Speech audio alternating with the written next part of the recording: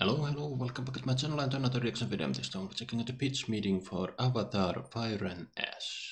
So, you got a new Avatar movie for me? Yes, sir, I do. The big blue high-res kitty cats are back. Oh boy. And this one's gonna come in at a tight 90 minutes. Really? Yeah, you know what? I figure let's trim the fat on this one, keep the story focused. I'm just kidding, it's over 3 hours again. Okay, good. I was gonna say, it's not an Avatar movie if it's not a little tricky for people to fit into their schedules. Oh, it will be.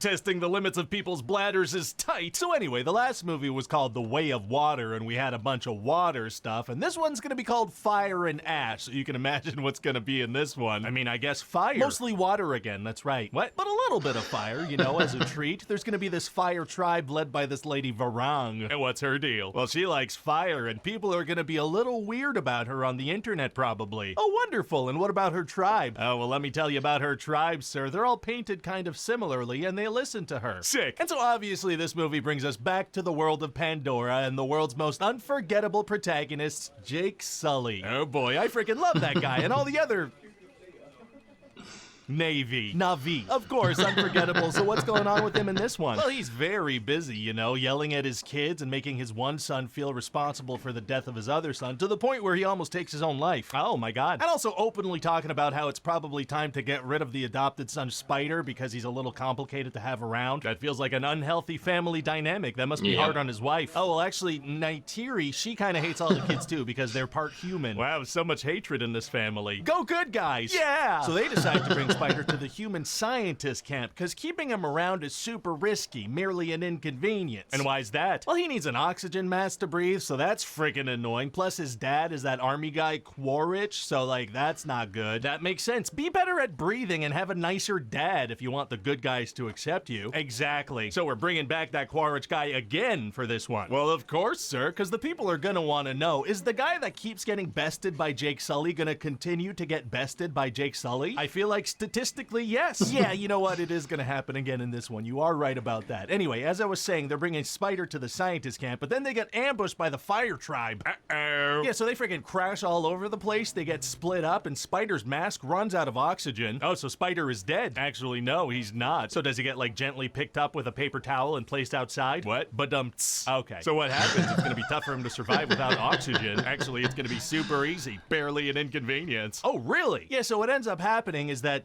Kiri, you know, Sigourney Weaver's character with the teenage body and the senior citizen voice, she saves him. How? Well, she's got this special connection to the planet's deity Awa, so she has her kind of grow stuff into Spider's lungs that lets him breathe. Oh, wow, what a cool moment. And she moans the whole time she's doing it, like she's making love, and it takes a while.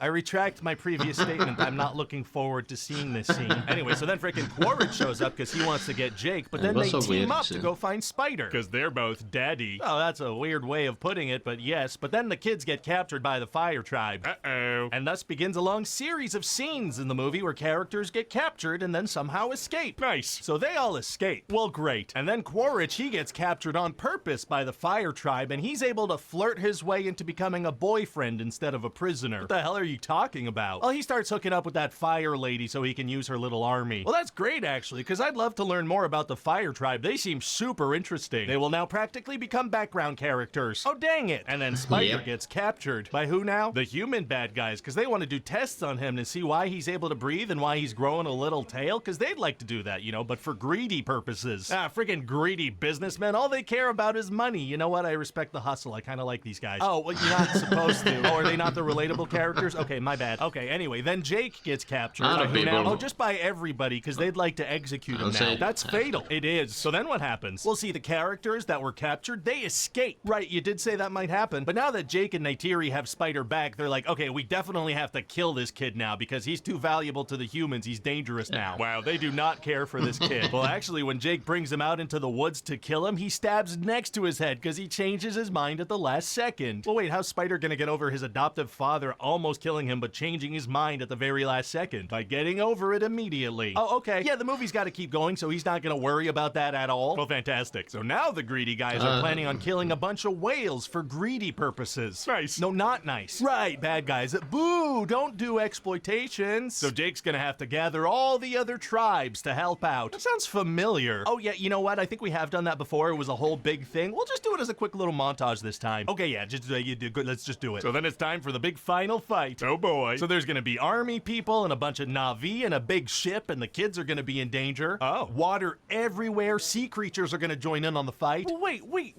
That all sounds familiar too. It does, doesn't it? I think, man, that might be exactly what we did in the last movie. Oh, that's why this came into my head, because we did it already. Okay, well, we're gonna do it again. Or maybe we change it to something more fire-centric, since it's called Fire and Ash. No, it's gotta be water. I already wrote down water here. Fair enough. So then there's gonna be a final showdown between Quaritch and Jake is trying to reason with him. What do you mean? Well, he's like, hey, isn't it kind of great to be blue and learn the ways of the planet and have a really violent blue girlfriend? I guess Jake is familiar with that character arc. But then Quaritch is like, I don't want to join you, so he jumps off a cliff. To his death? No, to the sequel, presumably, because what if he doesn't lose for a 4th time in a row? We gotta find out. Yeah. And what happens with Varang? They really need to be new bad guys. Leaves, walks away, probably. The movie's just kind of ending, isn't it? It's just kind of ending, yeah. Well, okay then. So what do you think? Well, I mean, it feels a little familiar, but maybe people like familiar, you know? If it ain't broke, don't fix it. Maybe. We'll see what happens at the box office.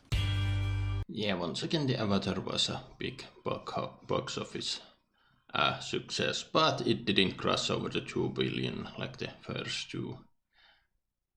And yeah, so far all the Avatar movies are basically the same.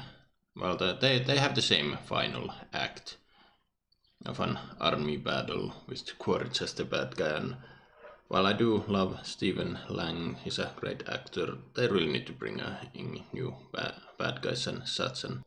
And they really did waste the fire people. But yeah, what was it that... There was something with... that I didn't want to talk over the dialogue, so... Yeah, it was about why the human characters are more relatable. Even though the Avatar movies have always had this kind of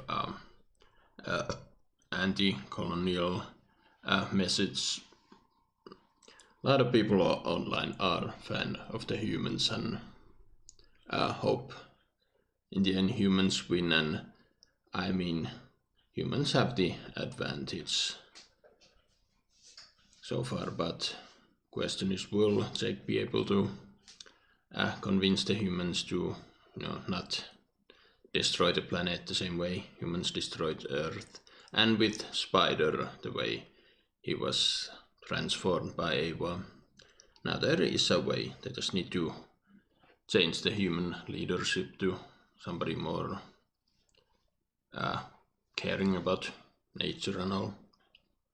But yeah, the weirdest thing about the movie was how they mistreated Spider throughout. And I mean, it would have made more sense if other Na'vi would have considered Spider as an outsider and tried to get rid of him one way or another, while the family, sticks together like they have so far. But yeah, a lot of weird choices, and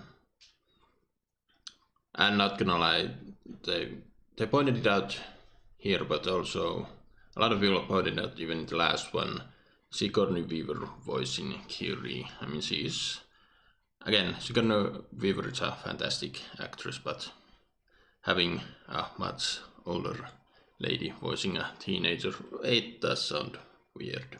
But still, it was a really funny pitch meeting as always. But yeah, what do you guys think? Write your thoughts down below. Hope you enjoyed my reaction. Don't forget to like, subscribe if you want, and I will see you in another video.